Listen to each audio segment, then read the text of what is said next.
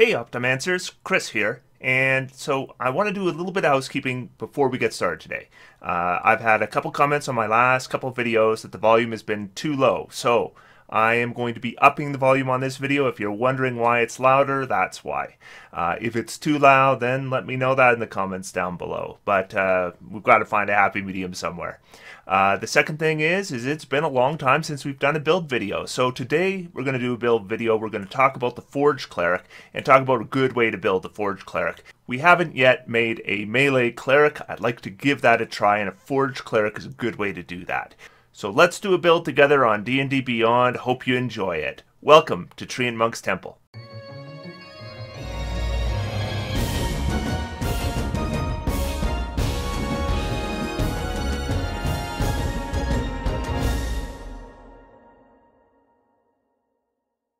So I know that some of you have mentioned that you don't actually watch the videos, instead you listen to the videos because you're listening to them in your car or on your headphones, maybe when you're at work.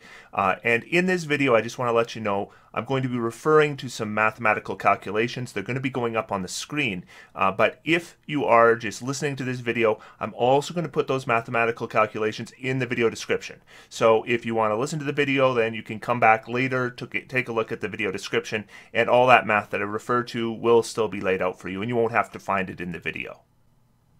And for those of you who maybe are newer to the channel and didn't watch some of my earliest builds, because I talked about it then, and I often forget to mention it, I always post a link to the build in the video description. So if you want to see this build, you don't need to have a D&D Beyond account. There will be a link. It'll just show you a character sheet so that you can see how the character is built. Now, it doesn't give you a level by level. It just gives you the level 20 build. For the level by level, of course, you need to refer to this video. So right here we have our Forged Cleric build, and I've disabled all the homebrew playtest content already. So let's take a look at the race. So if we're going to make a Forged Cleric, there's two races I think kind of stand out. The first is the Variant Human. And the reason why the Variant Human I think is a good standout for Forged Cleric is twofold. First, they can get a bonus to both their strength and wisdom, which would allow them to start with a 16 in both scores. And that will be really useful for a melee cleric because we need that strength to be able to hit with our melee weapon and do decent damage with it. And in addition, then, we're going to get a feat. And that is important because we're probably going to want a couple feats with this character. The first one we're going to want is Warcaster, because if we're going to go into melee, then we can expect to be hit more often. That means more concentration saves.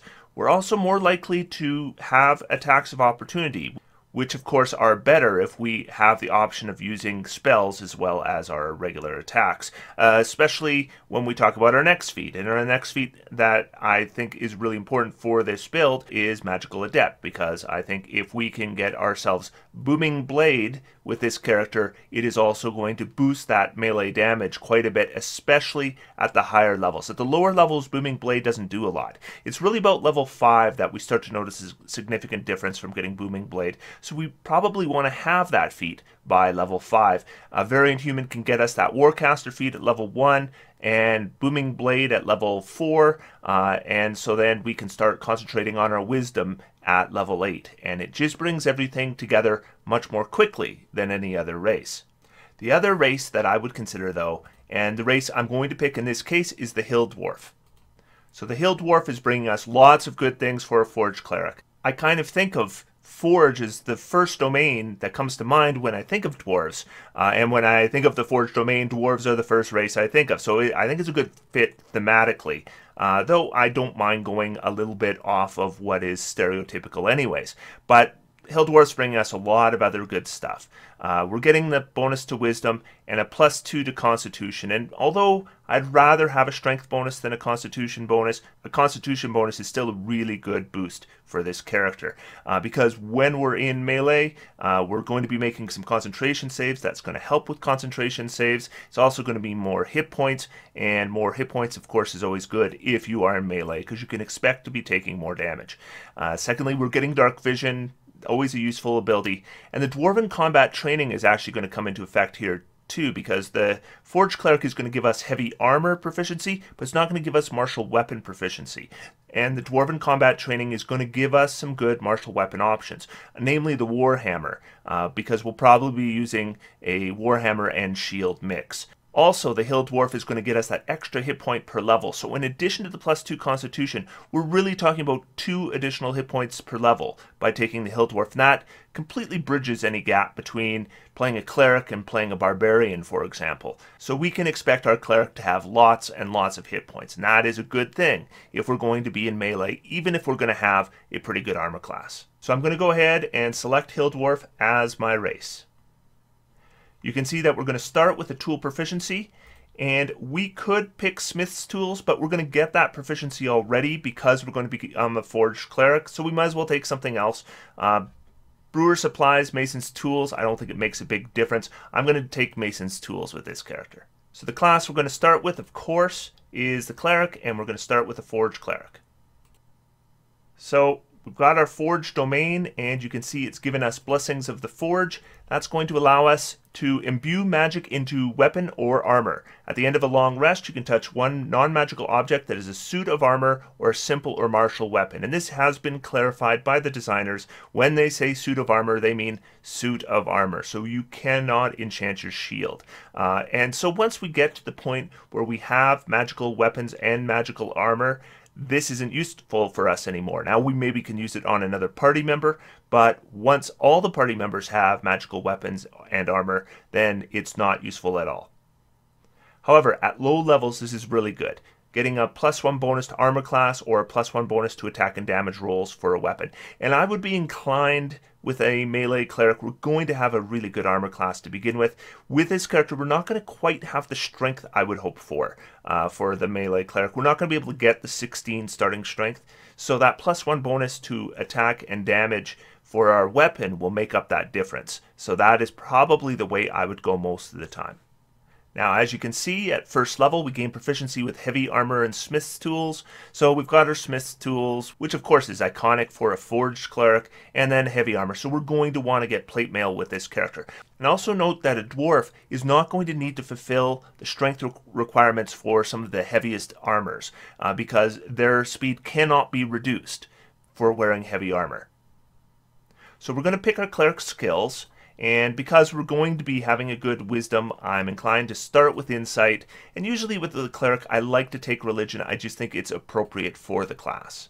So let's go into our ability scores. And we're going to go ahead and use a point buy here. Now, with a standard array, this works just fine. And we'll talk about that in just a moment. But assuming we're using a point buy, we're going to start ourselves with a strength of 14, and a constitution of 14, and a wisdom of 15. That's going to give us 4 points left, and let's go ahead and make our dexterity 10 and our intelligence 10. So what this does is it's going to give us a strength of 14, which once we include that +1 bonus to weapon attack and damage from it being magical, it's going to start us out the same as if we are starting with a character with a strength of 16. So that's good. Dexterity of 10, we're not really going to be using our dexterity. We're going to be wearing heavy armor, so we're not going to be looking at a dexterity bonus to armor class. This is just really for saving throws and initiative. And with a cleric, it's not as important with initiative as it is for some other characters, so it's not a big loss to have no modifier here. Of course, it's always nice to have a bonus on saving throws, but most dexterity saving throws are actually going to be for damage, for avoiding damage, and we're going to have a lot of hit points. So I don't consider this an overly important thing. The Constitution of 16 is lovely. A +3 modifier right off the bat is great, and we're going to have that +3 hit points per level as well. The intelligence, honestly, we could probably live with an 8. You know that I like to have a 10 intelligence because I don't like my characters to have a below average intelligence. The wisdom of 16, of course, as a cleric is what we want to start probably as a minimum amount. So it gives us our +3 modifiers. It's going to give us a decent DC for our spells. And of course, it's good for things like perception, and it's good for your saving throws. The charisma of 8, we're calling that a true dump stat here. Now, if I was to use a standard array, what I would be inclined to do is put that 15 under the wisdom. That would still give us the 16. Then the 14 I'd put under strength, And then the 13 I'd put under the Constitution, and that's going to give us a 15 Constitution. And I'd probably then go with Resilient Con at some point to get that up to the 16. Then the 12 I'd put under Dexterity, and then the 10 Intelligence, and then the 8 Charisma. So it wouldn't end up all that much different than what I've got here. So let's select a background now, and ultimately I'm going to want the Perception skill. I'm a Cleric, I've got a good Wisdom, there's some nice synergy there. But I can do that as long as I take a background that would normally give either Insight or Religion. So if I take Acolyte, that's going to go ahead and do that. I'm going to get 2 skill proficiencies, and I'm going to get to choose both of them. So the first one I'm going to select is Perception. That makes use of my good Wisdom. And the second one I'm going to choose is Athletics, because sometimes when you get in melee, Athletics is useful both for grappling and for evading grapple. So we're going to get 2 languages here. It doesn't really matter what we pick. I'm going to take Draconic, and I'm going to take Giant. We're going to now pick our equipment, our starting equipment. We are going to take the Warhammer because we are proficient, because we are a dwarf. I'm going to take Chainmail. That's going to give us heavy armor right off the bat. Sure, a light crossbow and 20 bolts. Probably not something I want to use very often. I'm not going to be very good with it, but we might even be able to pass that off to another party member. And then sometimes you just have to make long-ranged attacks, and at least we have an option. And an Explorer's Pack, I'll take over a Priest Pack because it tends to have the kind of things you use when you adventure. Then we get our shield, and we get a holy symbol, and let's just do an emblem right on the shield. Now we're going to get another holy symbol, something that was gifted to us when we entered the priesthood. So I guess we'll take an amulet, and then a prayer book. So we're going to add that equipment, and then we're going to make it active. So going back to class, we're now going to pick some spells. And just remember, we are playing a melee cleric, and we're kind of weak at range. So that will probably affect what we do. So when I'm looking at cantrips, I'm immediately going to be looking for a ranged cantrip, because that's going to give me something useful to do that's probably going to be more useful than shooting a crossbow with a 10 dexterity. Toll the Dead is, in my opinion, the best of those kind of spells. But you know what? In this case, I'm going to go ahead and take them both. I'll take Sacred Flame and Toll the Dead, even though this is a character that's normally going to use weapons in combat, just because it is going to be one of those things that sometimes you can't get into melee. I'm going to have a movement rate of 25, so quite often I'll just be closing, and when that happens, that's fine. I'll have another option, and I'm going to combine it with other things like Spiritual Weapon and Spirit Guardians, so I can still do decent damage even when I'm not using my melee weapon. Then the final cantrip I'm going to pick is Guidance, because in my opinion, Guidance is the best cantrip that clerics get. So we're going to pick our first level spells now, and again, we don't have any ranged options beyond those cantrips, but those cantrips don't have a huge range, so Guiding Bolt will give me a spell with a range of 120 feet. So I'm going to grab that, and that gives me some options then. So if something's a far range away, I can still hit it with some kind of attack. I should point out that Guiding Bolt is a verbal and somatic component spell. That means we would have to put our Warhammer away to use that spell. Going to take Healing Word. Healing Word works really nicely with a melee build because it is only using a verbal component and it is a ranged spell. And it's using our bonus action. So we can still attack with our main weapon, and we can then use the Healing Word without any problems or any conflicts between holding our shield and our Warhammer. I'm also going to take the Bless spell. I think it is the best buff that a cleric is going to get at level 1. Again, this isn't always something I'm going to cast at the beginning of a combat if the combat's already began, because I'm going to have other things I'm going to be wanting to do. But if I have a chance to prepare for a combat, it's a great buff. D4, remember, it's also adding to your concentration saves as well as your to-hit rolls. And it's also doing the same for 2 other party members. So it's worth considering both characters that do weapon attacks as well as spellcasters. At low level, spellcasters aren't concentrating on anything, but at higher levels, they tend to start concentrating on things. So if we use a Bless, they will get a bonus to their concentration saves. Now we're getting 2 domain spells. I'm not a big fan of the domain spells that Forged Clerics get at first level. Searing Smite does give us an option to increase our damage on an attack, but I don't like the mechanics of this spell very much. Number one, of course, we got to use our bonus action. We have to hit with the attack. If we don't hit with the attack, we have to continue concentrating on this until we get a hit with an attack. And then it's only doing 1d6 fire damage at first, and then it gets a saving throw on each of its turns until the spell ends, and if it makes that save, then it doesn't take any more damage. The save is Constitution. That's not what we want to hit, so we're not doing a lot of damage, and continuous damage is unreliable. So I don't love Searing Smite as a spell. Generally, I would probably avoid it in combat. So that makes me think that I might want a different bonus action spell to cast. So Shield of Faith is the one I'm going to pick, and that's going to buff up our defense. We're already going to have a decent armor class. Being able to put a Shield of Faith on there could make us really hard to hit in combat. So our first level character looks pretty good because the Warhammer, you can see it's showing a +4 to hit and a 1d8 +2 damage, but in fact, if we use our Blessing of the Forge on it, it's going to be a +5 to hit, 1d8 +3 damage, which is what we would expect from a martial character using a one-handed weapon. Armor class of 18, and we can boost that to a 20 if we use Shield of Faith, and that only requires a bonus action. 12 hit points at first level, there's nothing wrong with that at all. A +5 perception bonus, +5 insight bonus, +4 athletics bonus. I think this is a solid frontline fighter with some spell options. So that's exactly the kind of character that I tend to enjoy playing anyway. So we're going to jump this up now to level 2, and we're going to go one level at a time. The first 9 levels for Cleric are dramatic. I think when we talk about making a Cleric, this is a character that we would expect to be strongest from levels 1 through 9. Clerics do really well in that window, actually far better than we would expect a caster necessarily to be able to do.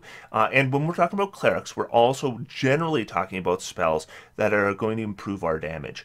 Things like the Spiritual Weapon and the Spirit Guardians. And remember, we're going to be upcasting Spirit Guardians with higher level spells because the level 1 through 3 spells of Cleric are really strong. But level 4 and level 5 and level 6 for Cleric, I don't see quite the same strength. When we get to level 6, we get a better healing option than we've ever had before. But in terms of increasing our offense or our melee capabilities, I don't see a lot of that. But fortunately, Spirit Guardians is an amazing spell to upcast, so we get a good option for those spell slots that keeps our character effective. At the higher levels, I find Clerics less dramatically powerful compared to other spellcasters. I just don't find those upper level spells for Cleric quite as dramatic. So it might be worth considering a multi-class at that point. But let's go up to level 9, one at a time, and then we'll look at our options. Remember, a couple things come into play at second level for Clerics. The first is Channel Divinity, and Channel Divinity is recovered on every short rest. You have one use of it, and the main use, or the traditional use of Channel Divinity, is to turn undead. And turn undead is incredibly effective. Of course, it's only effective against undead, so it's circumstantial. But if you're fighting undead, then turning undead is by far your best use of a Channel Divinity. However, as a Forge Cleric, we're going to get the Artisan's Blessing option for our Channel Divinity.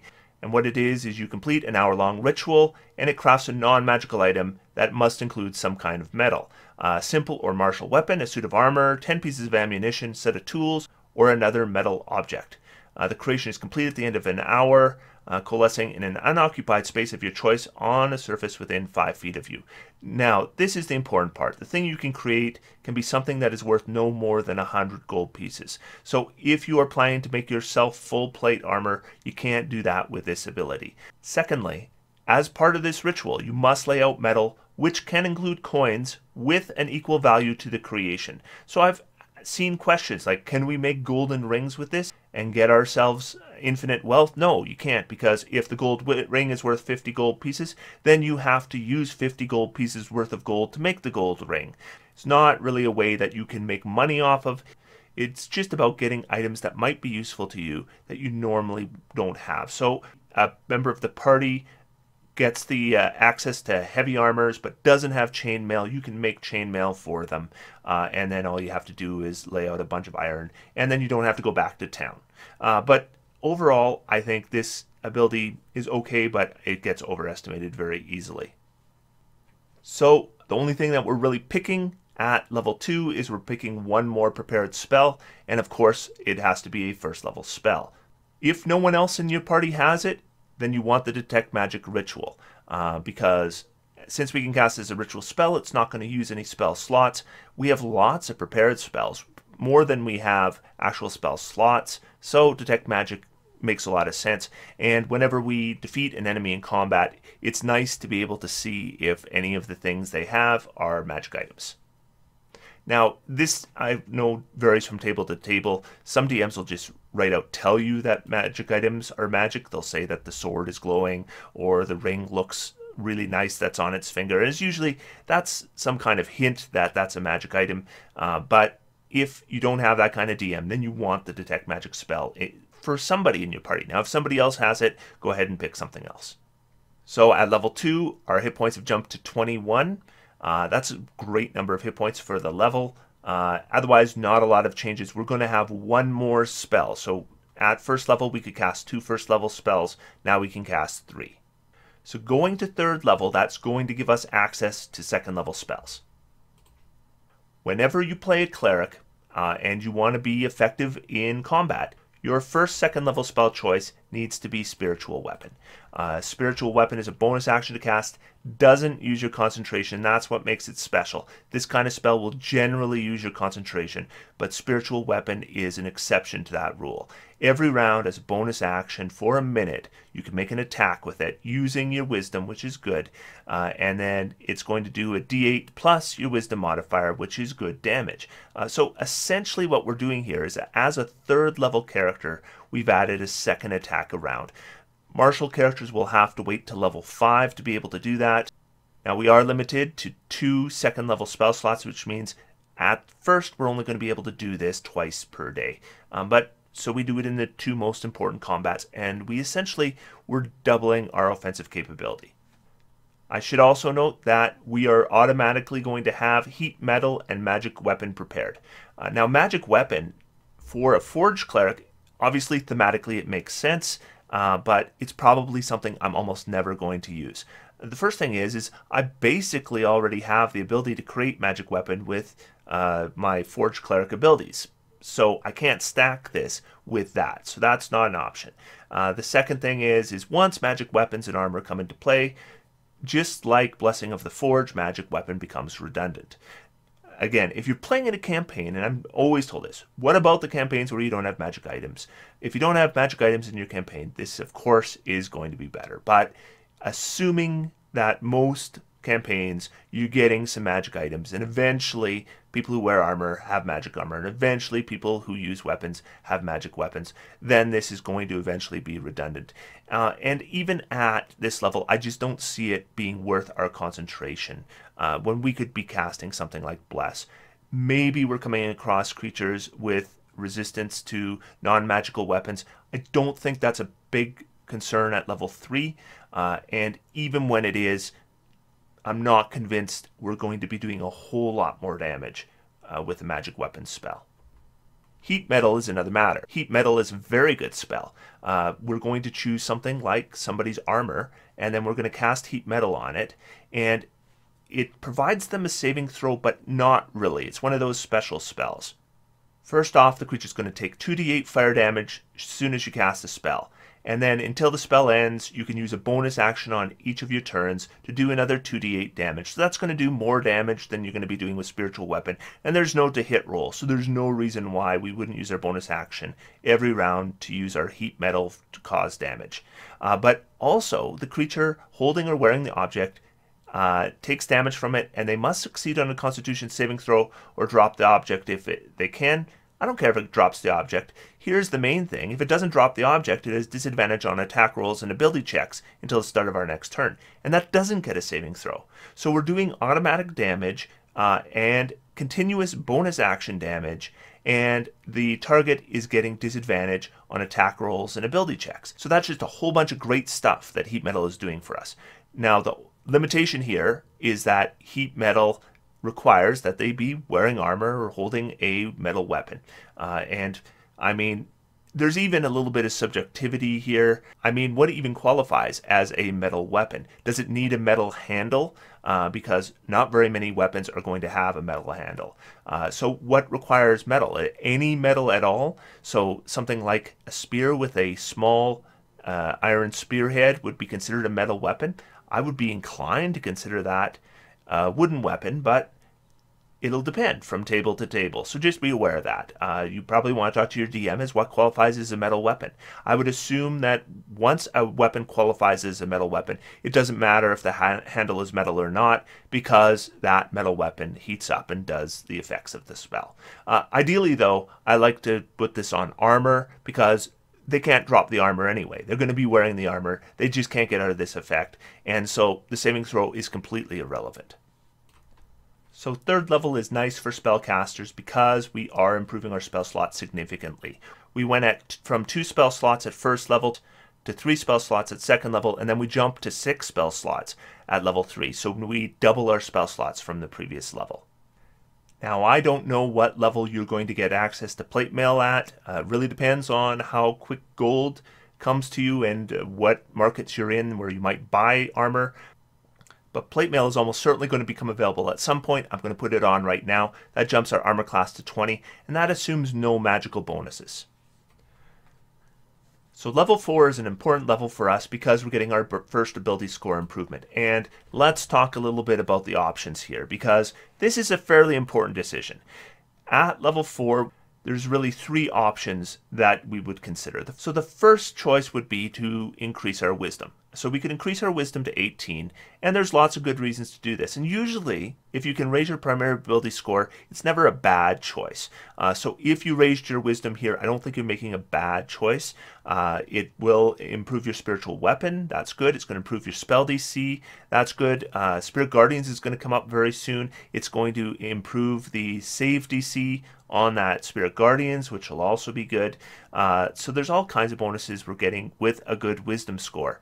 But there's 2 options I think are the primary options here, and those are Warcaster and Magical Affinity. So Warcaster, it's going to help us cast spells when we're using a weapon and a shield. It's also going to give us better use of attacks of opportunity, and it is going to allow us advantage when we make our saving throws for concentration for taking damage. Magical Affinity will be able to give us a Find Familiar, which would probably be my choice for the first level spell, though Shield is a secondary option you might want to consider because a +5 AC is a pretty big deal, but mainly it's going to give us those 2 wizard cantrips, and one of them is going to be Booming Blade, which doesn't rely on our intelligence, so that's a good choice for us. The second choice, I mean, we could choose Green Flame Blade. It's not a bad choice for us, but keep in mind that it does rely on our intelligence to some degree, so it's not going to be as effective as it might be as if we were an intelligence-based caster. But we could also just choose a different cantrip. I'd be inclined to go for something like Minor Illusion personally. So which of those 2 do I think is a better choice at level 4 for this character? I think Warcaster is the better choice. I do think that there's a lot of use to being able to cast Booming Blade at this level, or more specifically at next level, and now we're going to have to wait to level 8, and that does hurt a little bit, but Warcaster is so important here. Spirit Guardians is coming up next level. We don't want to be losing our concentration on that. Those 3rd level slots are really important. We've got a good starting constitution, but we're not proficient. So getting that advantage means we're going to make most of those saving throws. So it's going to be really hard to bring down our Spirit Guardians. And Spirit Guardians makes a big difference on a battlefield. So now between having a holy symbol on our shield and having the Warcaster feat, we don't have to worry too much about the components of spells unless they have a material component that either has value or is consumed in casting. We're going to get another cantrip here, and Mending is certainly an option. I think it is thematically appropriate for a Forge Cleric build. I like Thaumaturgy too. I don't like it as much as Prestidigitation because I think it is not nearly as flexible, but it has some nice things we can add as well. I'm going to take the Mending because I think it is thematically appropriate. And if we have a party also that Dark Vision isn't a main thing, we might want the Light spell as well. That's another option. Then we're looking at another prepared spell, and we'll look at our second level spells here. And I would probably go with Enhance Ability. I think it's quite useful outside of combat. Not something I'm going to cast in combat or concentrate on in combat. But when we're, in town and we want to have advantage on charisma checks for dealing with the populace, that kind of thing, Enhanced Ability really comes in handy for that. And when we're in combat, we're probably using Spiritual Weapon with our second level slot pretty much all the time. So we're not really worried about having something else prepared for combat. So having a good out of combat option, I think, is good for our other preparation. Now, keep in mind, as a cleric, we know all these spells and we can change our preparations any day. So if we don't want Enhanced Ability tomorrow, we can remove it and we might add something like Aid, and you can do that. And so if you get a feeling for a certain adventure and you know that in this adventure we might find a lot of use for blindness, deafness, then go ahead and switch something out for blindness, deafness, and it won't be a big deal. You can go back and add Enhanced Ability back after that adventure is done. So level 5, and this of course is a big level for us, because we are now going to get our third level spells. That means we're going to get Spirit Guardians, and Spirit Guardians is kind of a game changer for clerics. In fact, it's a game changer for any party where anyone has access to it, because not only is it doing area of effect damage that's reasonably good, but it's doing ongoing area of effect damage, which really adds up, and it is making a difficult terrain, or effectively a difficult terrain for our enemies, and it is not inducing friendly fire. So it's all kinds of good. Being able to access it is a big deal for a cleric. Now, going into our third level spells, it occurs to me as well, we might actually want the Revivify spell in addition to Spirit Guardians, not instead of Spirit Guardians. I'm going to take Spirit Guardians right away, but I don't have any additional preparations. But if I go back to first level, I may not want Bless anymore. And the reason I don't want Bless anymore is because it is a concentration spell. And if I'm going to use a concentration spell in combat and I have the action to cast it, then I'm going to cast Spirit Guardians. Now, if I want to use a bonus action, then I still have Shield of Faith as another option for concentration. But if I'm using my action for an attack, I want to be casting Spirit Guardians if I can. Then I'm going to get Revivify with my other preparation slot that doesn't use concentration, and if the worst should happen, we can save our party member right away. And when it comes to Raise Dead spells, I really think Revivify is the best one for the casting time alone. Generally speaking, we're looking at long casting times, and they have to be done outside of combat. Revivify is the exception. We can bring that person up immediately, and then they can get it back in the battle. Now, they only have a hit point, but remember, most of the time, even if we take damage and we only have one hit point, we don't die right away. We just go down, and then we can be brought up with something like a healing word. So if the worst should happen, I think Revivify is a good spell to have. Keep in mind, this is using a 300 gold piece spell component every time you cast it, so that is something to think about. The domain spells for Forged Cleric, for third level spells, I'm not a big fan of either of them. The first one is Elemental Weapon, and I'm probably never going to use this one. Again, it is not something that is going to combine with magical weapons. So just like Magic Weapon, it's probably redundant. We add an extra d4 of damage of the chosen elemental type, but it's also a higher level spell slot. I just don't see it being a big thing, especially when we could be casting something like Spirit Guardians. The second one is Protection from Energy. This is one I might actually cast, but I'm not a big fan of it, mainly because it is a concentration spell that gives resistance to one energy type. You have to know what kind of energy you're going to be facing beforehand. This is not a reaction cast like something like an Absorb Elements. It's going to require an action to cast. But if you're going into combat, you know you're going to be facing energy damage, and you think it's worthwhile to use your concentration on this spell, then you might cast it on yourself or on an ally to give them resistance to that damage. But in general, again, I'm not a huge fan of the spell. Another thing that happened at this level is our proficiency bonus went up. So that is going to improve all our attacks. It's going to improve our spell DC. It improves all our skills. And it improves our proficiency saving throws. So we're going to go to level 6, and I really like level 6 for Forged Clerics. So 6th level for Forged Cleric is a lovely level. We're going to get two things here that are both good. We're going to get Soul of the Forge. It's going to give us resistance to fire damage. Fire damage comes up, reasonably often, so having permanent resistance to that is terrific. Of course, it makes protection from energy even more redundant because there's one more thing that it's not going to help you against. But yeah, we're going to get permanent resistance to fire damage. We already have resistance to poison damage as a dwarf.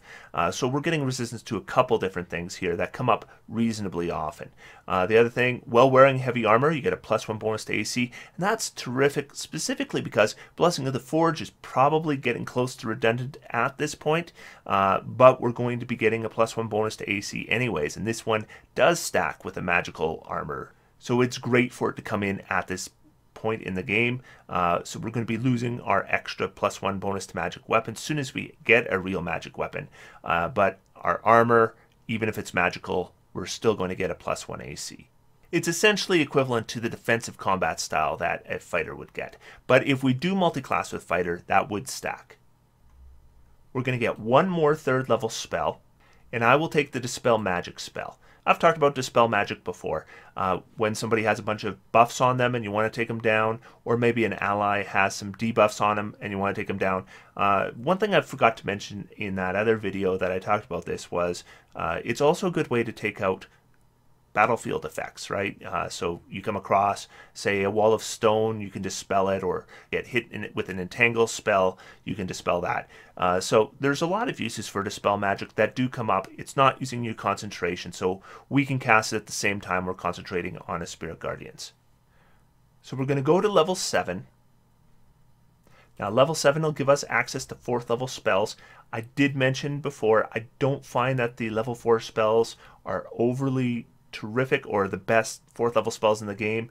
I don't find the Cleric is really getting access to, but there are a couple 4th level spells I'm going to take. The first thing I'm going to do is I'm going to go back to 1st level and I'm going to get rid of Guiding Bolt. And Guiding Bolt was kind of an optional thing anyways. It gave us a ranged option, but you know what? Guiding Bolt just isn't scaling very well for us. At 1st level, it's okay at best. By this level, I'm never going to be casting a Guiding Bolt, so let's get rid of it. So let's grab Banishment, obviously a good choice for Clerics. Decent spell, single target, if they make their save, nothing happens. Saving throw is Charisma, that's not a bad saving throw to be targeting. And if they don't make their save, they're kind of screwed because they get removed from the battlefield altogether, and then you can concentrate and keep them off the battlefield while you clean up any of their allies. The other spell I'm going to take is Guardian of Faith. I like Guardian of Faith. It is a spell that's going to do damage to your enemies. It does not use your concentration. It is useful, and I think it's kind of intended to be kind of a campsite protector, but we can use it in combat to reasonable effect. We can technically do up to 60 points of damage if in the right kind of combat with this spell. So 60 points of damage with a 4th level spell is pretty good damage. Now saving throws on this reduce it to half damage. Dexterity saving throw, not a terrible saving throw to target. So we might do as little as 30, we might do as much as 60 if we completely discharge the effect. And we may or may not be able to do that. So this tends to be a better spell against a lot of enemies rather than a single tough enemy. Let's talk about the domain spells for 4th level for the Forged Cleric. The first is Fabricate. And Fabricate, again, it is going to be a little bit redundant. We're really doing the same thing over and over again. You convert raw materials into products of the same material. So we already have a domain ability that does a similar thing. For example, you can create a wooden bridge from a clump of trees, etc., etc. This is a 10-minute casting, so this isn't something we're doing right before a combat. This isn't something we're doing in combat. This is a straight out of combat thing. Choose raw materials you can see within range. So once again, we need the right raw materials. You can fabricate a large or smaller object given sufficient quantity of the raw material. If you are working with metal, stone, or other mineral substance, the fabricated object can be no larger than medium, and the quality of the objects made by the spell are based on the raw materials you use. You can't create creatures or magic items, obviously. Now, one thing we can do here is we can make ourselves things like the plate armor. If we don't have the plate armor already, just by having the raw materials, and because we have the appropriate smith skills, we could create armor, we could create weapons, and we could potentially make money doing that. We could fabricate fancy full plate armor from a bunch of steel. and which we could sell. There's lots of, I'm constantly told about ways that characters can make money. If you want to go into business, you go ahead. Sounds like a boring campaign to me. But if we're going to be using this for our party, the main purpose would be you have characters who have access to certain kinds of armor or weapon proficiencies, but not the armor or weapons themselves, and then you can create them for them. Other than that, there's some utility use here. Sometimes you need a certain tool and you don't have it, you can cast Fabricate, but it's a 4th level spell slot, so just keep that in mind. That's not a small investment. The other spell is Wall of Fire. Wall of Fire, it's an okay spell. It does block line of sight, which is okay. The damage, it's all right. It does cover a pretty large area, I'll give it that, but it's going to use your concentration. So generally speaking, as a combat spell, I'm not going to use it. The only time I'm going to use Wall of Fire is, number 1, if there's a huge number of weak enemies. If we are attacked by 100 orcs, Wall of Fire is the spell I want to cast, because it is going to be doing damage to a much larger area than anything else I can do. The other time I'd want to use Wall of Fire is if the range is a problem and I can't close easily. So I want to attack somebody who is on the other side of some kind of chasm. Wall of Fire is a good way for me to do that too. So this isn't a useless spell for me to have. I don't think I'm going to use it a lot, but there are certain circumstances where it is the right spell to have. And not a great spell, but it's not a terrible spell. And now we're going to go to level 8, and level 8 is going to be a big level for us. It's really going to boost our damage in melee. So we're going to start by going to 8th level. And I'm going to go and pick my ability score improvement, and I'm going to pick Magic Initiate Wizard.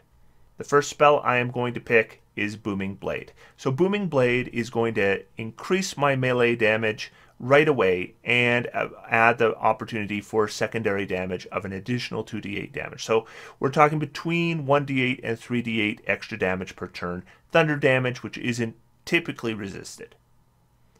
For the second spell, I really think it's a choice between Green Flame Blade and Minor Illusion, and you could pick either one. I will go ahead and pick Minor Illusion, but if you pick Green Flame Blade, just be aware that there is some of the damage is going to be based on intelligence, so it's going to do less damage than Booming Blade most of the time, but because there are certain circumstances where you know you're going to get the secondary effect for a Green Flame Blade, and you don't know you're going to get it for the Booming Blade, sometimes the Green Flame Blade is the better option. And then we're going to pick our spell, and I would be inclined here to take Find Familiar. And the reason is because I'm still sitting on a 14 strength, and I will be for some time. That means my to-hit roll isn't as strong as it might otherwise be. I'm making only one attack a round, so a familiar who could provide me advantage on that one attack is going to make a huge difference to my overall damage. Now an owl is kind of an obvious choice here because we can do a flyby attack, and then if the enemy that we are hitting decides that it's going to go after our familiar, then it's going to take the secondary damage from the Booming Blade, and we're really going to punish it. And the reason I really like this level is because, of course, we're also adding our Divine Strike at this level. So we're adding the D8 from the Booming Blade, the D8 from the Divine Strike, potentially 2d8 more from Booming Blade, so we're potentially adding up to 4d8 damage to our melee attack. Now our melee attack on its own isn't doing an incredible amount of damage. As a cleric, this is what we're going to be doing. On round 1 of combat, we will be raising our Spirit Guardians. So we will not be making a weapon attack. We will not be using our bonus action on the first round of combat. And then we're just going to move ourselves into position. On the second round of combat, we're going to start attacking with our Booming Blade, and then we're going to raise a spiritual weapon. So we will be attacking Booming Blade with Divine Strike, then we're going to attack a second time with a spiritual weapon, and then the enemy will be taking damage from Spirit Guardians on their turn. So 3 sources of damage. That's how a cleric does good damage, is by not doing an amazing amount of damage with one effect, but because they can combine 3 different effects to do damage, you add them all together and the damage is really impressive. We're going to get another known spell at this level. So I pretty much already have the 4th level spells I wanted to take. So I'm going to go back to 2nd level. I'm going to grab Aid, because Aid is a spell that scales exceptionally well. In fact, it is one of those few spells that's probably better for its level cast at a higher level than cast as a second level spell. Remember, Aid is increasing your maximum hit points, not giving you temporary hit points. So if we are getting temporary hit points from another source, this does not interfere with that. Also, unlike temporary hit points, when they're lost, you can regain them through healing as long as they last.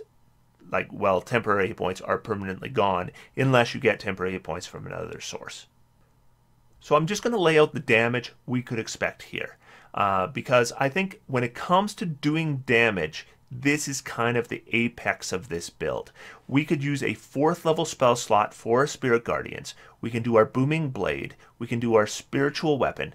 And if we look at it, if we are assuming that we are not triggering secondary damage from Booming Blade, then we would expect this much from the Warhammer, this much from the Spiritual Weapons, and this much from the Spirit Guardians against a single target. And this doesn't even take into account the fact we are very likely hitting additional targets with that Spirit Guardians.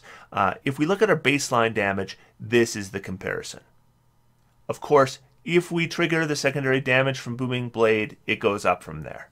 So let's go to 9th level with this character. So we will now have access to 5th level spells. And we have 2 domain spells. Here we have Creation, and Creation is a 1-minute cast. And again, we're creating items.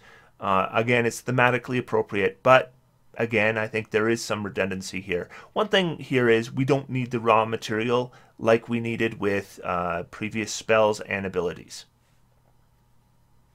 Now there's a few more utility uses for this than any of those other things. We can create adamantine with this, which means we could create adamantine weapons to deal with a creature that requires adamantine weapons to be hit. But for the most part, I think this is a bit redundant with things we could do already. It just gives us a few more options we didn't have. But it's a pretty high level spell as well. The spell I'm more impressed with is Animate Objects. And I've talked about Animate Objects before. Animate Objects is a combat spell, so we're going to select 10 non-magical objects.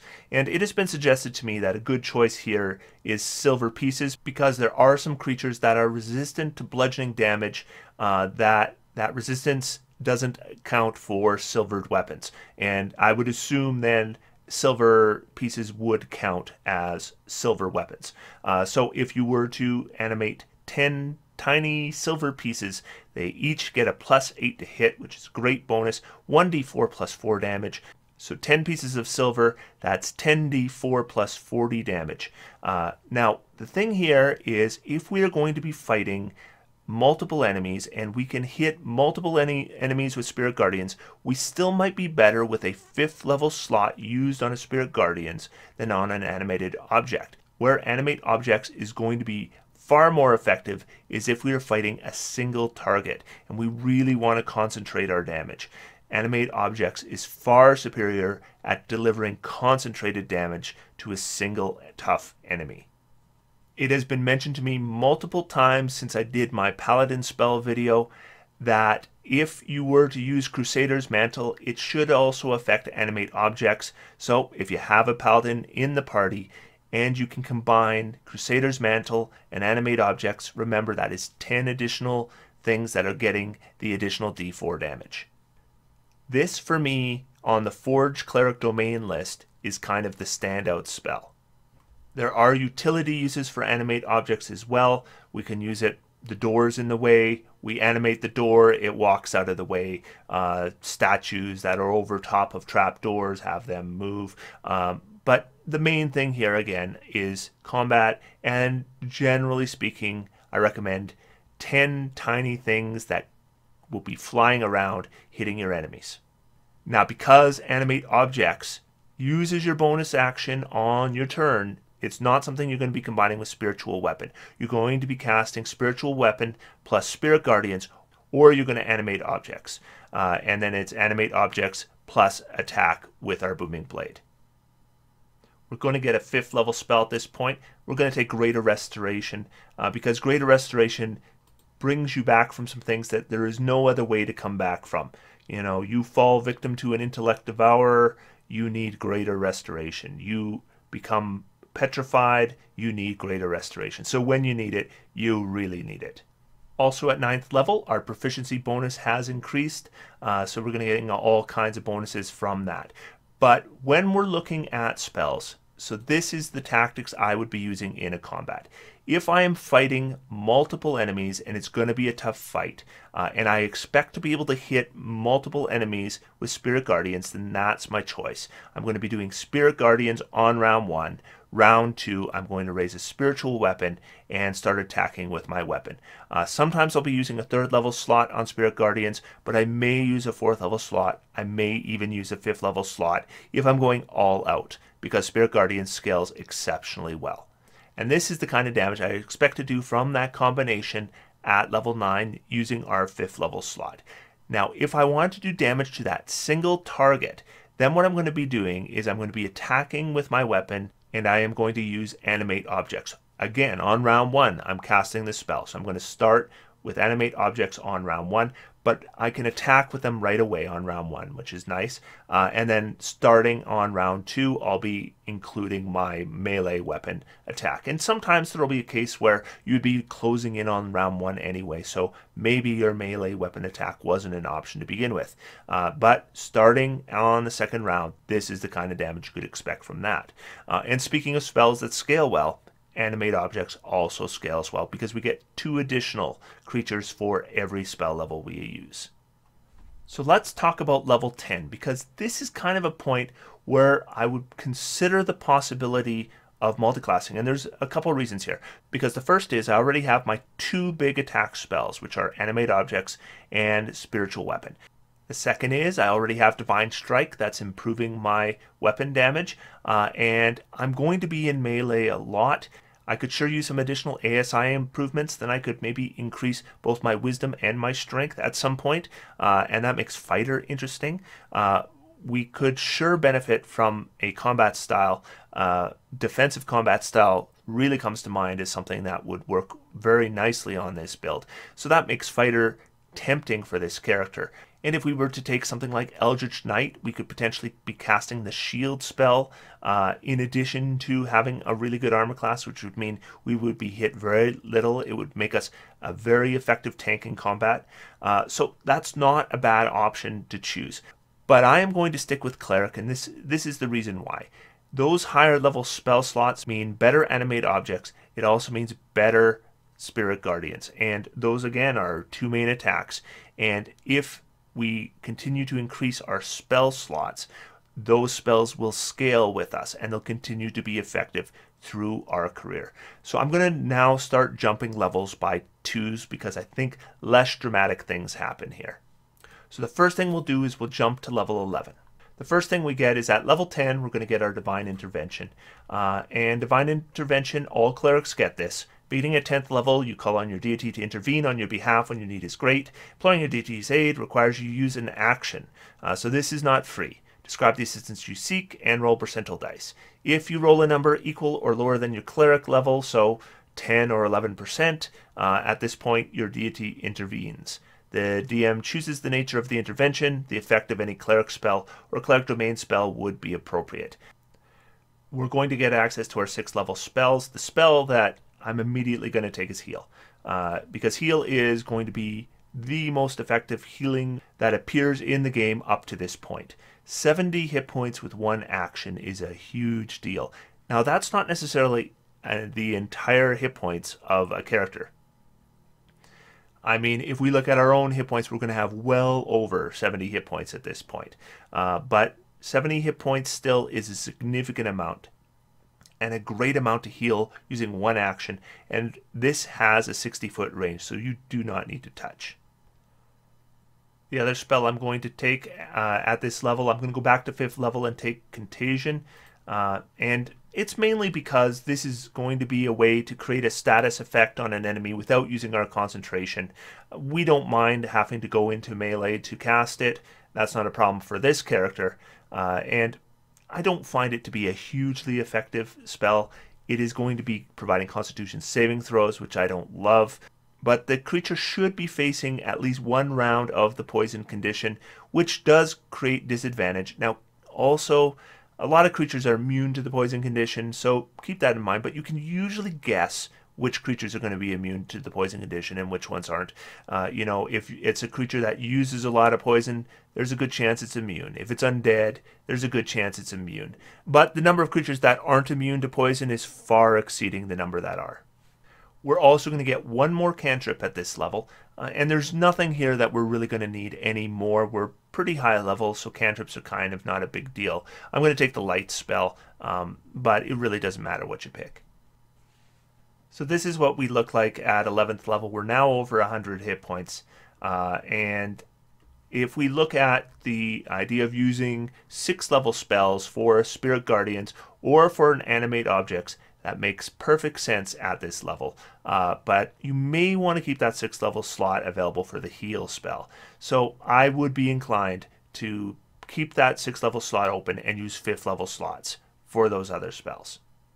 Going up to 13th level, we're now going to have another ability score improvement. So now we really have two choices here. We could increase our wisdom, we could increase our strength.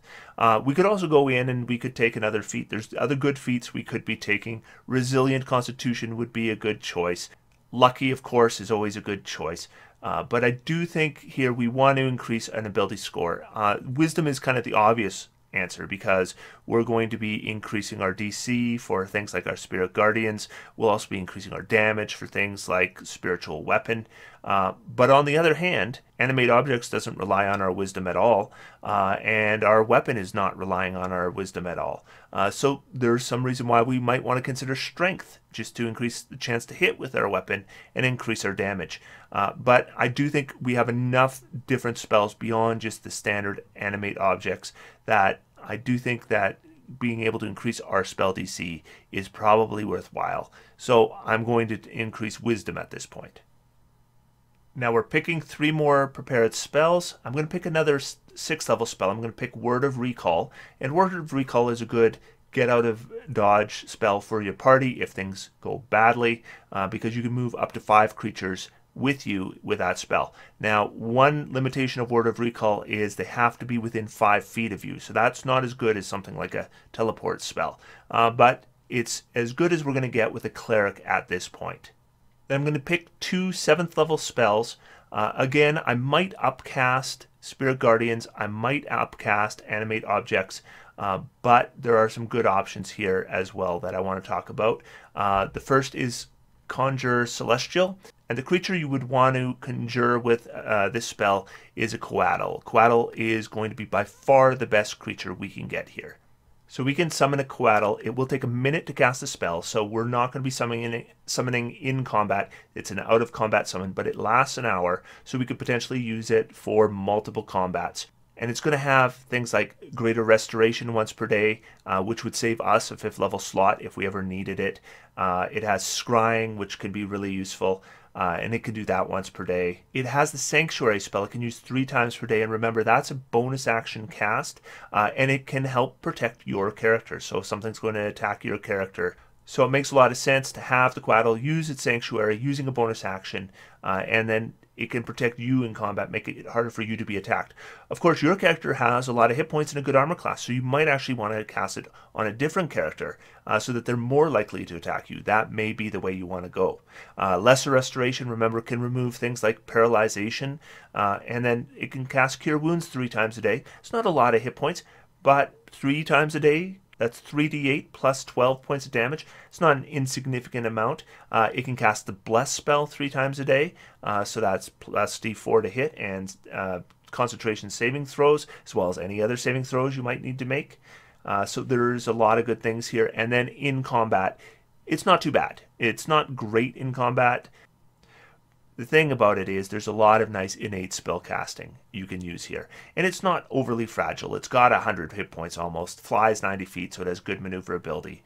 And then it has a bunch of damage immunities, good senses. It has True Sight, 120 feet, and it can telepathically communicate with the party. So if it sees something with True Seeing, it can quickly pass that on to the party. All kinds of uses here. It's a good spell. So at 15th level, here's what happens. The first thing that's going to happen is if we look at our Divine Strike, we're going to see now it is going to be adding another d8 to our melee weapon damage, so our melee damage has just gone up again. Of course, the big thing is we are going to get access to now an 8th level spell. Now, I do not love the 8th level spell list for most spellcasting classes. For some reason, I just don't find there's a lot of 8th level spells that excite me more than 7th level spells. And generally that's what you want, is each time you go up in a level of spells, you would expect the spells to excite you more. Not so in this case. For me, the 7th level spells excite me a little more. But remember, an 8th level slot is still a terrific Spirit Guardians. A Spirit Guardians, that's 8d8 every round to that 15-foot radius. That's amazing damage. But I am going to take an 8th level spell, and that is Anti-Magic Field, because that can completely shut down an enemy. I'm going to have good armor. I'm going to have a shield. So it's not like I become super vulnerable by casting Anti-Magic Field. Now, offensively, I'm not going to be much if Anti-Magic Field is up, but I can help take down an enemy spellcaster. That's a good use of a spell. The other spell I'm going to grab at this level is Holy Aura, because Holy Aura is giving us all kinds of stuff. 30-foot radius is a huge radius around us, lasts a minute, and basically all our allies are going to be getting advantage on all their saving throws. Other creatures have disadvantage on attack rolls against them. And when a creature is attacked, that is a fiend or an undead, it makes a Constitution saving throw, or it's blinded. That's not the big thing here. The big thing is I would use Holy Aura in any big combat, because disadvantage on all attack rolls against our allies and advantage on all our saving throws is a massive defensive buff. So while we've already had great offensive spells to be casting, now Holy Aura gives us a good defensive spell to cast. We're also going to get one more spell known, so I'm going to go back to 7th level. I'm going to grab Temple of the Gods. Now this really depends on your party makeup. If you've got a bard in your party or you have a wizard in your party, there's a good chance you have Leomund's Tiny Hut. That's the best long rest spell in the game. If you do not have either of those, you may not have a good long rest spell or something to protect you in a long rest. And Temple of the Gods is kind of the cleric version of that. It's not nearly as good, and it's a much higher level. It does give you a reasonably safe place you can make your long rest, and it lasts 24 hours, so you can come back to it at need. You can kind of use it as a home base. Not necessarily the way I'm usually going to spend my 7th level slot, but it gives us another option. Remember, if we finish a day of adventuring and we haven't used our 7th level slot yet, I'd be inclined then to cast Temple of Gods at that point, because it lasts 24 hours, it'll last our long rest and then 16 hours into the next day, which may be a place for us to come back if we need to take a short rest. So let's jump to 17th level, and this is the last point where I would think it's really the best option mechanically to go Cleric, and we'll talk about why and what our options are after this. But to start with, we're going to get a 9th level spell, so let's do that first. And the 9th level spell I almost always select. It's always going to be Mass Heal. Mass Heal is a terrific healing spell. Mass Heal is a cleric spell. Heals up to 700 hit points, divided however we want, within creatures within a 60-foot radius with one action. So that's just an insane amount of healing. Way more, 10 times more than we would get with a heal spell. Plus just the tactical advantage of being able to distribute it how we want. We can give 700 hit points to one target, or we could just take a whole bunch of heavily wounded targets and give them exactly the number of hit points they need each. And that is also another good reason why, if we think we're going to get to 17th level, why we don't want a multi-class cleric. Now at 16th level, we will get an ability score improvement. And again, we could go with wisdom, we could go with strength, and I'm going to go with strength, I guess, largely to balance it out, and largely because I'm using a lot of spells that aren't reliant on wisdom at this point. I mean, our Mass Heal isn't relying on wisdom, our Heal spell isn't relying on wisdom, our Restoration spells aren't relying on wisdom, our Conjure Celestial isn't relying on wisdom, Animate Objects isn't relying on wisdom. I mean, Spirit Guardians is, when we are upcasting it is as well, but 1 DC isn't making a huge amount of difference. It's still going to be a really effective spell for us, even without that. But the strength, because Booming Blade is getting better yet, right? Because it's going to scale again at level 17, then it is something that we're definitely going to want to make sure we hit with, and strength is going to help us do that. We also have to talk about at 17th level, we get Saint of Forge and Fire. And this is going to be giving us immunity to fire damage. So we had resistance already. Now we have straight out immunity.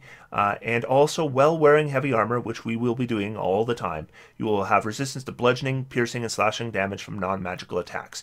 And it's important to keep in mind that in the monster manual, it will say if a monster's attacks are treated as magical. So if it doesn't say, they aren't. That means that there's going to be a lot of creatures, even at the highest challenge ratings, that are going to be attacking with non-magical attacks. So we'll be halving a lot of damage. Now, at 17th level, if we're going to go to level 20, we have 3 levels left.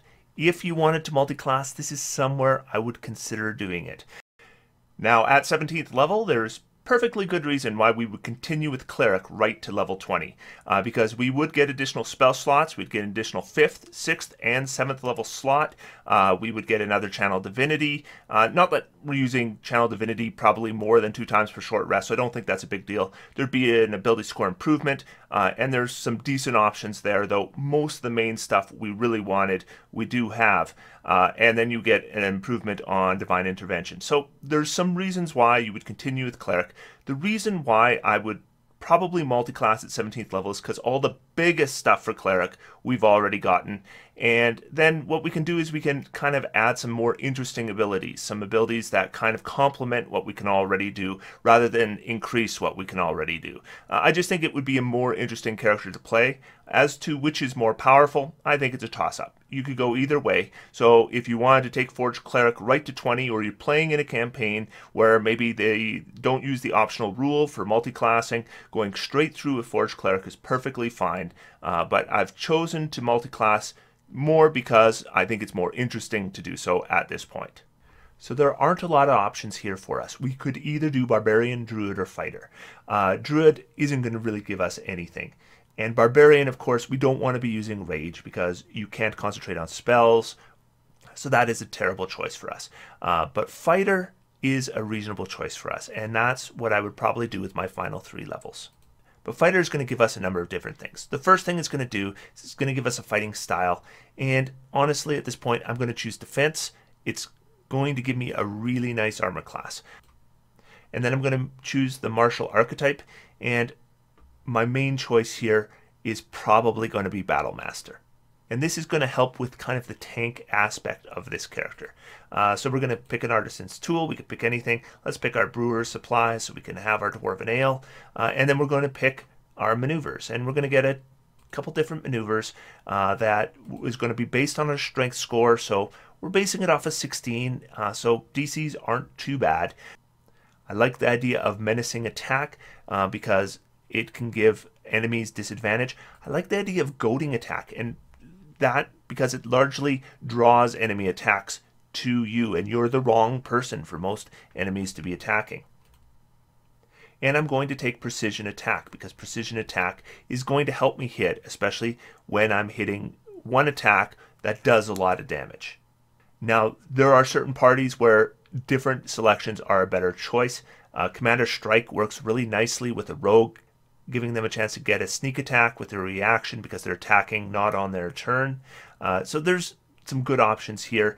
Sometimes there's combinations that work depending on who you have in the battlefield. Maneuvering attack I find can be very useful in certain parties. But these 3 I think are basic 3 that are going to serve you reasonably well. So when it comes to our defenses, this is very strong. 22 armor class base. So that means we're not adding any magic to that at all. No magic spells, no magic armor, no magic shield. All those things are likely to occur. Plus, you often have things like rings of protection, that kind of thing. So that armor class might be much higher. In addition, we are resistant to poison, and we have advantage on saves versus poison. We get advantage on saves to maintain a concentration. We have resistance to bludgeoning, piercing, and slashing from non-magical weapons, and immunity to fire. So we have lots of different defenses there, but when they get through those defenses, we have 186 hit points, which is a great amount of hit points, especially for a caster character.